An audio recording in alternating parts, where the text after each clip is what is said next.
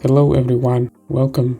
This time I'm going to show you how to do a factory reset on the Yamaha PSR-e453. This process will erase everything, all settings, including registration memory. So do it at your own risk. It's not going to damage the keyboard, it's just going to reset like when it was new. So let's start by turning off the keyboard, and then we're going to press and hold the last key on the keyboard while we power it on.